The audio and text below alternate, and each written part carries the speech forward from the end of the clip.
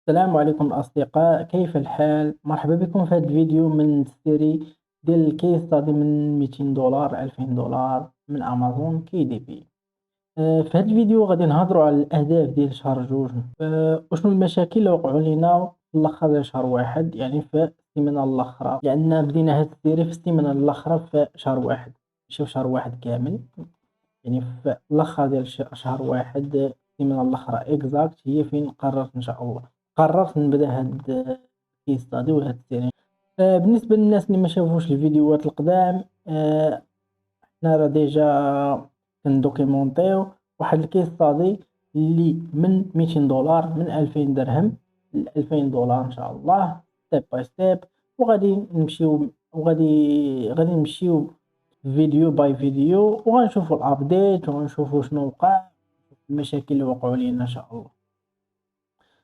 مرحبا بكم في هذا الفيديو. هذا الفيديو غادي يكون مقسم ان شاء الله عندي لثلاثه لي بارت. آه، البارت الاولاني غنهضر على شنو وقع لي في الاكونت الجديد وشنو الحل اللي باش حلينا داك المشكل. ثاني حاجه هو الاهداف ديال فبراير، الجولز ديال الشهر اللي غيدخل ان شاء الله. وثالث حاجه هي واحد التراكر اللي ديجا قاديته بالاكسل، غادي نشوفوه في هذا الفيديو باش نخدموا به هاد السيري كامله ان شاء الله، ولا هاد الكيس هادي كامله باش نتراكيو ان شاء الله فين وصلنا واش نقصنا واش زادينا ونتراكيو لي ديتاي، وغنبارطاجي معكم هاد الاكسل ان شاء الله فور فري. بسم الله. اول مشكل خرج ليا هو حليت نيو اكاونت عادي لي ديتاي ديالو كلشي مزيان، طلبوا لي الفيريفيكيشن شي حاجه اللي نورمال. هاد الاكونت باش حليته باش طلبوا لي الفيريفيكيشن، كاين اكونت كتحلهم ما كيطلبوش لك الفيريفيكيشن في البلاصه، كاين اللي من بعد سيمانه بعد 15 كل واحد شحال دا الوقت كياخد. مي هاد الاكونت اللي حليته باش حليته طلبوا لي الفيريفيكيشن، فيريفيتو ما تقبلش. كان ابلودي الاي دي ما كتقبلش، كاين ابلودي كنصورها ما كتقبلش. ملي كتبقى تابلودي الاي دي بزاف المرات ما كيقبلوهاش، كيقول لك عاود، اوتوماتيكمون الاكونت ما كيبغيش يدوز. سو اول مشكل خرج لينا هو ان هاد الاكونت ما بغاش يجفيريفي لينا بالاي دي. دنا تقريبا يومين ديال الخدمه، صافي مشى هاد الاكونت اوتوماتيكمون. الحل اللي لقينا شنو هو؟ حلينا اكونت جديد. حلينا اكونت جديد. هاد الاكونت ما طلبوش لي الفيريفيكيشن في النهار الاولاني، باقي لحد الان باقي ما طلبوش لي الفيريفيكيشن. حليته. المهم لا استراتيجي ديالي باش ملي كنحل اكونت جديد كندوزو من واحد الفيز ديال الوارمين رايت ناو. شنو كيفاش كنخدموها؟ كنابلوديو واحد الكتاب، كيكون كتاب سامبل ما فيش مشاكل، بمعنى انه كتاب ما خصوش يكون فيه بزاف، ما خصوش يكون فيه مثلا شي كيوردز بزاف، ولا شي سابتايتل معقده، ولا شي كتاب اللي فيه مثلا شويه الريسك. كاع هادشي ما خصوش يكون. اوتوماتيكمون كتقاد واحد الكتاب مثلا تقدر تقاد مثلا يا اما مثلا شي سودوكو مثلا سامبل، ولا لاين جورنال وتايتل. تقدر ما ديرش سابتايتل كاع، الديسكريبشن تكون قليله، 7 شارب كيوردز تقدر تحطهم تقدر ما تحطهمش. اوتوماتيكمون انت هاد الكتاب الغرض ديالو ماشي البيع، ماشي نترانكاو، ماشي حتى حاجه.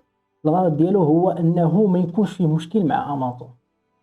الا داز لينا الكتاب لايف راه مزيان، يعني واحد العلامه اللي مزيانه بانه راه هاد الكونت راه مزيان بدا كيتوارما، يعني راه تقريبا دوز الفيز ديال الوارمين الا داز لك الكتاب الاول لايف بلا حتى مشكل تماك.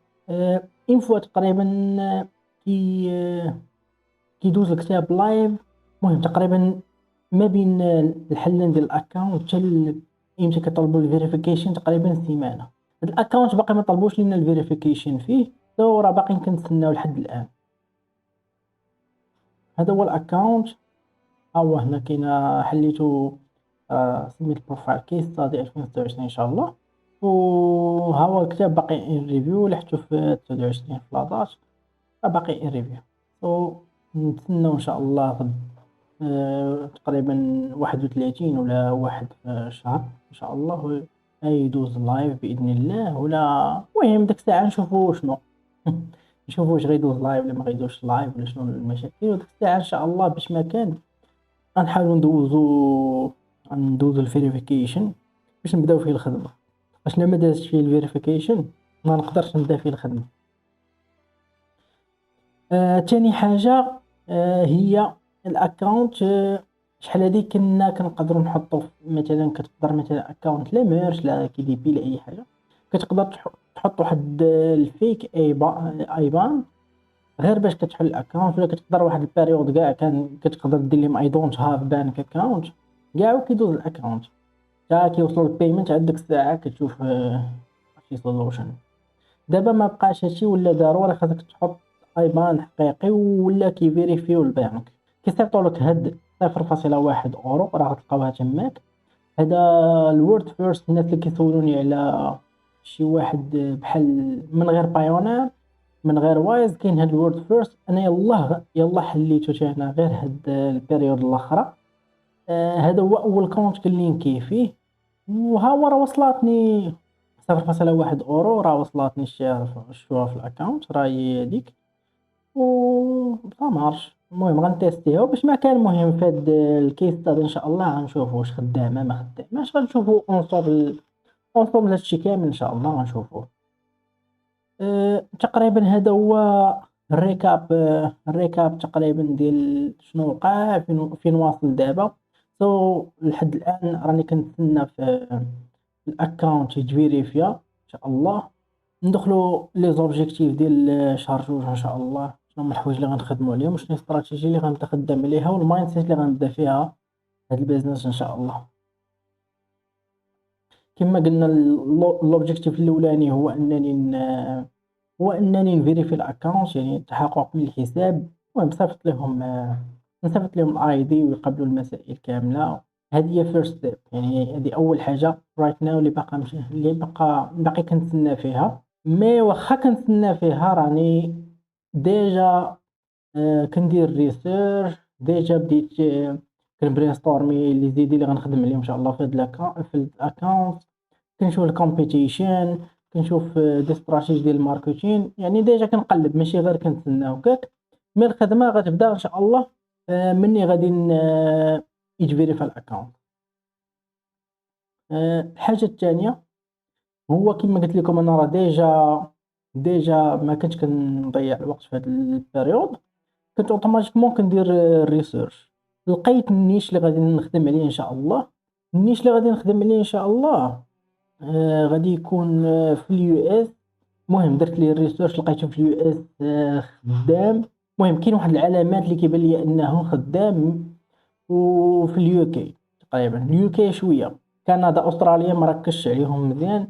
مي من بعد الا بان لي خدام في اليو اس اليو كي نقدر نسكيليه في كندا استراليا ونحاول نخدمو في هذاك لي مارشي ان شاء الله الا كان ممكن. المهم رايت ناو انا مركز على المهم لو تيب ديال الكتوبه ما غنعطيكم ما غاديش نبارطاجي النيش زعما النيش اكزاكت دابا. المهم غادي التايب ديال الكتوبه هو الميديوم كونتنت. الميديوم كونتنت يعني كتاب اللي كيكون فيه ماشي لو كونتنت ولا نو كونتنت يعني ماشي كولورين بوك ولا مثلا لاين جورنال ولا شي حاجه يقدر هو بحال اكتيفيتي بوك. المهم ابخي نقدروا نهضروا على شنو هما الميديوم كونتنت شنو هو هاي كونتنت شنو هو اللو كونتنت شنو هو النيو كونتنت. نقدروا نهضروا على هادشي كامل ان شاء الله ابخي. الا بغيتو نهضروا في هادشي ان شاء الله كتبوا لي في الكومنتس ولا لقينا شي وقت لقيت شي وقت ان شاء الله نجمع كاع الكويشنز ديالكم نديروا في نجاوب عليهم في فيديو ان شاء الله.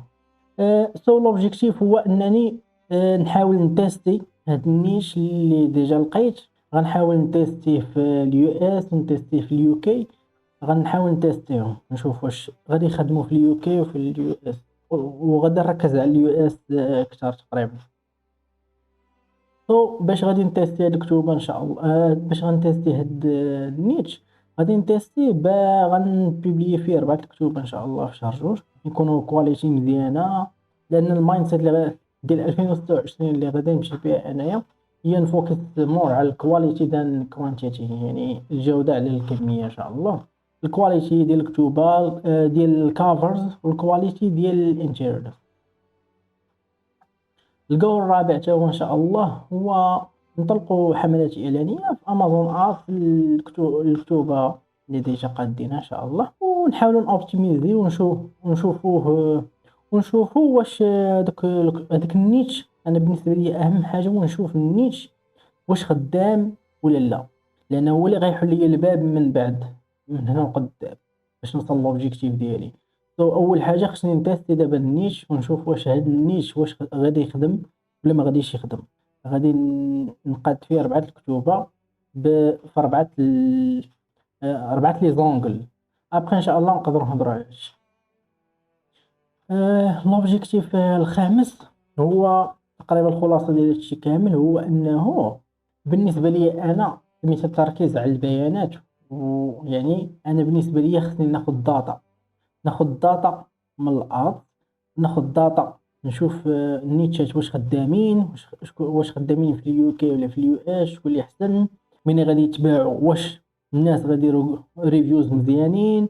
في الريفيوز كنشوف واش الناس في الريفيوز زعما مع كيكتبوا لك ملاحظات. ضروري اي كتاب كتلقى مثلا شي حوايج بعض المرات كيقدر الكتاب مثلا يكون خدام في اليو اس كيعجب الناس ديال اليو اس، ملي كتجي انت تخدم عليه في اليو كي نفس الكتاب كيكون فيه مشكل، كيكون مثلا مسيبلي غير اليو اس، مسيبليش مثلا اليو كي. كاين بزاف د الحوايج اللي مثلا كيخدموا اليو اس ولكن ما كيخدموش الكالتشر ولا الثقافه ديال دولة أخرى. كيكونوا الثقافة ديال اليو اس ماشي هي الثقافة ديال اليو كي، ديال أوروبا ماشي ديال الميريكان، كيكون واحد ديفيرونس.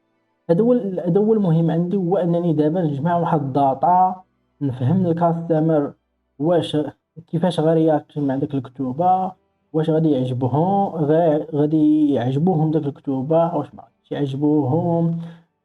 بالنسبة لي أنا مثلا باد ريفيو ولا جود ريفيو ولا ريفيو 3 نجوم، كلشي دابا بالنسبة لي أنا ربح. والمهم عندي أنا هو نعرف هاد النيش ونفهم هاد النيش باش نقدر نخدم عليه من بعد. اوتوماتيكمون في هاد الشهر بالنسبة لي أنا ماشي لوبجيكتيف هو نخرج بروفيتابل، ماشي هذا هو لوبجيكتيف ديالي. الهدف رقم 6 هو الجول ديالي في هذا الشهر هو نحاول نخرج بريك ايفن، يعني تعادل. يعني ما نكونش بالنسبه لي انا حتى مثلا الا كانت واحد يعني خساره صغيره، مثلا الا كانت واحد الخساره صغيره بالنسبه لي اكسبتابل، يعني مقبول. الا خرجت بريك ايفن راه هذا هو الاوبجيكتيف ديالي اصلا، انا هو نخرج بريك ايفن. يعني الا تيستيت المارشي وخدت الداتا وكل شيء وخرجت ما خاسر ما رابح، بالنسبه لي بريك ايفن راه يا سلام. الا خرج بروفيتابل راه موت، يعني راه مزيان ديال بصح. الرساله المهمه الاولويه ديالي في هذا الشهر هي التيست ونجمع الداتا، ماشي هو نخرج بروفيتابل، ماشي هو ندخل الدولار. البارت الثالثه ديال الفيديو هي متتبع الارباح كما سميتو. هو واحد تراكر ديجا قديتو. هاد التراكر هو اللي غادي نخدمو به في هاد الكيس ستادي كامله، في هاد السيري كامله هو اللي غادي نخدمو به باش نبقاو نتراكي فين وصلنا. يعني ما نبقاوش حنا غاديين عشوائيين. قديت واحد التراكر فهمتي، اكسل تراكر. غندوزو دابا السكرين نبارطاجيه معاكم، نوريه لكم زعما كيفاش كيخدم وداك الشيء.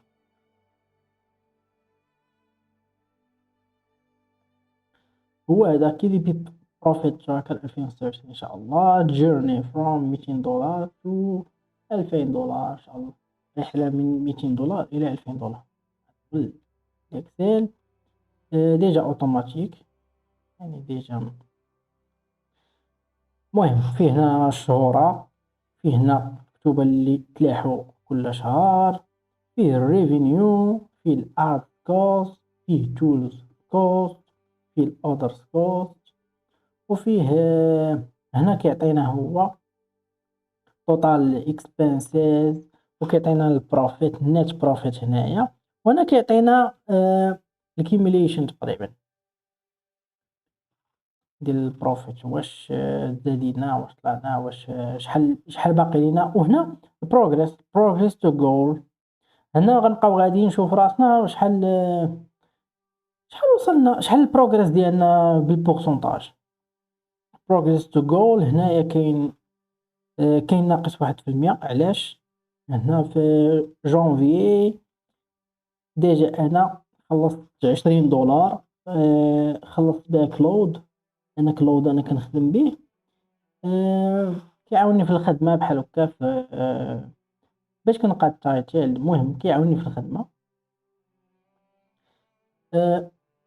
الصراحة مكنتش باغي ندخل هاد لي تول لأنني أنا كان عندي للأمانة زعما وصافي باش باش الإنسان بادئ معايا كيستادي يعرف شنو كاين. ديجا كنخدم أنا بإيديوغرام، كنخدم بميدجورني، كنخدم بكلود، كنخدم بشات جي بي تي. يعني كنخدم بهادو كاملين وعاد دي تولز أخرين كنخدم بهم. مي ما بغيتش ندخلهم في هاد الكيس ستادي حقاش أنا أصلا ديجا كنخدم بهم حوايج أخرين، حوايج زعما آخرين.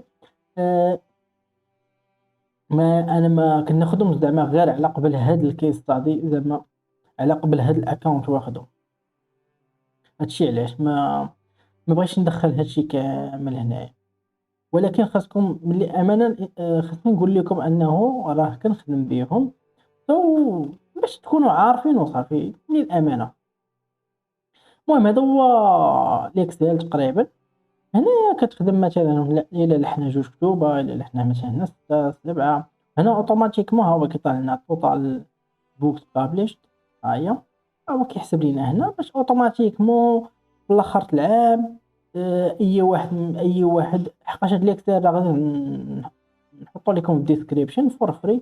نقدر نحطوه في Gumroad ولا المهم غنشوف فين نحطو. المهم غتلقاو إن شاء الله اللينك في الديسكريبشن غادي نحطو لكم باش تخدموا به، تقادوا به الخدمة. تبقى الخدمة منظمة. قد ما بقات الخدمة منظمة قد ما مزيان، قد ما كتعرف تراكي واش نتا غادي واش غادي كتنقص ولا غادي كتزيد. حقاش بالنسبة ليا ماشي المهم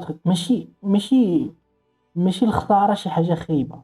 الخسارة اللي خايبة هي أنك تكون نتا كتخسر ولكن ما فراسكش. راه شحال من واحد كيكون مثلا هو عاد راسو راه رابح ولكن هو راه كيخسر. يقدر غير يكون غير لي فيس، يقدر يكون غير مثلا شي حوايج ما كيحسبهمش. هو عاد راسو راه رابح ولكن راه ما رابحش، راه غادي في الخسارة. النهار كيقولوا علاش أنا ما دوزت واحد 3 سنين عامين وباقي ما درت والو. لحقاش ما كتحسبش، ما كتعرفش راسك واش كتزيد ولا كتنقص. ما عندكش واحد الداتا اللي في الاخر العام اي نمبر خرجنا به مثلا في هذا الكونت راه غتلقى راسك بيزيد على داك النمبرز غادي تعرف تاخذ ديسيزون ديال العام الجاي. واش شنو هما لي ديسيزون اللي ناخذو، واش غادي نهايري ديزاينر، واش غادي نقص ديزاينر اللي كان خدام معايا، واش نخدم مع فريلانسر، واش غادي بركه من بيبلي غير هاد الكتب اللي عندي خصني نحاول ندير ليهم الماركتينغ كتار، ولا خصني نزيد كتب راه ما كنلوحش بزاف، ولا مثلا الارت عندي غالي خصني نحاول نقصو، نتعلم كيفاش نقصو ونخدم مع شي شركه مثلا كتخدم الارت. المهم يعني كتكون عندك الداتا كتقدر تبني عليها دي زوبجيكتيف جداد. هادشي اللي كاين تقريبا في هادشي هنايا.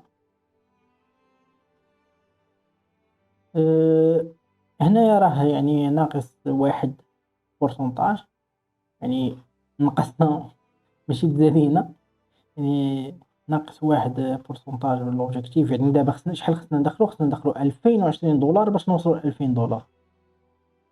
شتي الفرق؟ ولينا خصنا ندخلو دابا في البروفيت 2020 دولار باش يلاه نوصلو ل2000 دولار ديالنا.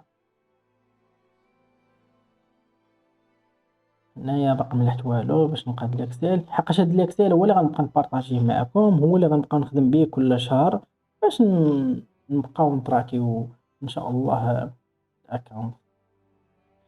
هنا كاين الشارت، ها هو الشارت. هنا راه نقص، لاحظتو هو الزيرو ديالنا هو نقص. المهم الشارت كيفاش كيخدم، مثلا غنقولو شهر مثلا خرجنا مثلا 200 دولار بروفيت، مثلا مثلا 100 دولار.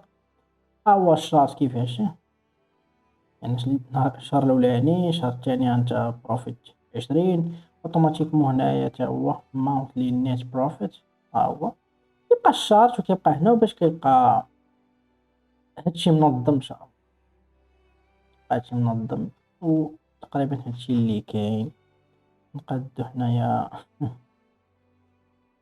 الإكسيل ديالنا باش ما يتخربقش وصافي. هذا هو الإكسيل إن شاء الله غادي نبارطاجيه معاكم. نرجعو هنايا صافي تقريبا هذا هو اللي آخر حاجة وصلنا ليها في هاد الفيديو، هو هاد التراكر، ها هو البارتي بارطاجيتو معاكم وريتكم كيفاش كيخدم، كيفاش إن شاء الله من هنا لقدام غادي يكون داكشي خدام كما كنقولوا.